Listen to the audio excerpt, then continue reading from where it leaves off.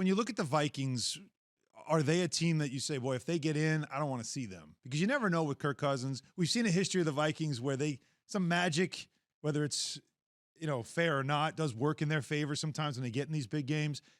The defense is pretty damn good. Yeah, I'll tell you, a Mike Zimmer defense is the toughest defense I've ever played against in the National Football League. Always came out with bruises, but they do a great job of deception, right? Bringing the linebackers up in the A-gaps or bringing them up at the line of scrimmage, getting your offensive line to declare and say they're going to block one way. Then they take guys out. Harrison Smith, you may see him line up on the line of scrimmage. Okay, we're going to block. We're going to go to him. He may drop back. The blitz may come from the opposite side. That's why you see free runners. I just think they do a good job of disguising and getting the offense to declare what they're going to do blocking-wise and then switching things up at the line of scrimmage.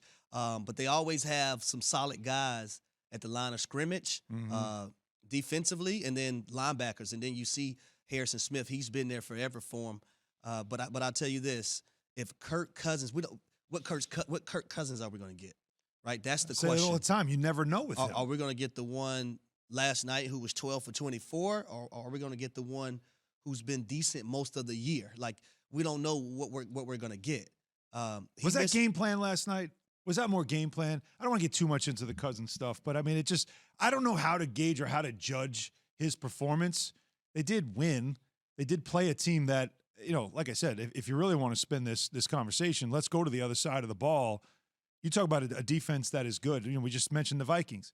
The Bears defense is a quality defense.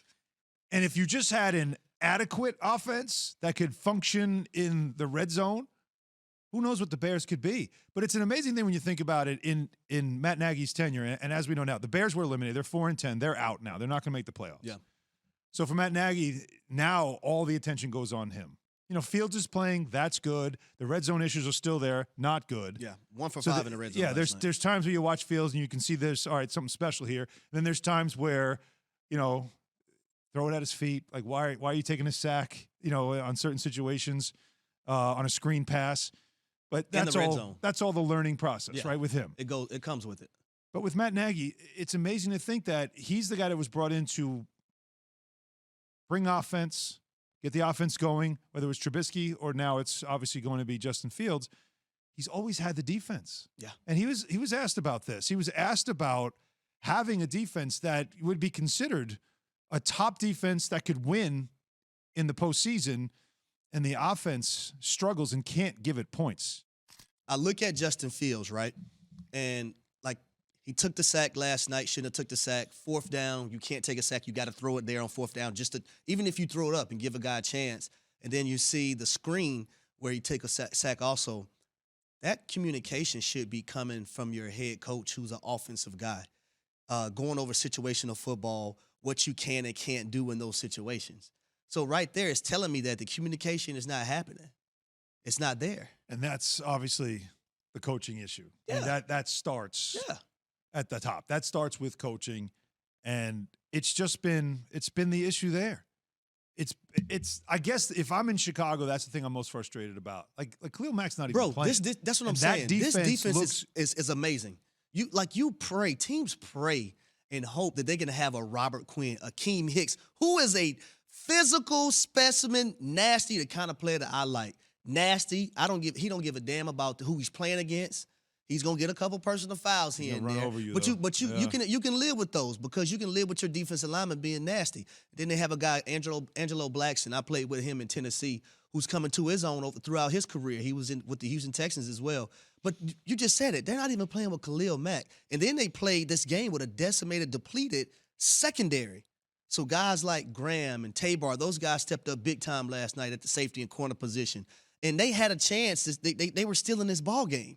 They sacked Kirk Cousins 4 times. Akeem Hicks had 2. Robert Quinn had 2. They gave that offensive line hell for the Minnesota Vikings. Quinn has 15 now?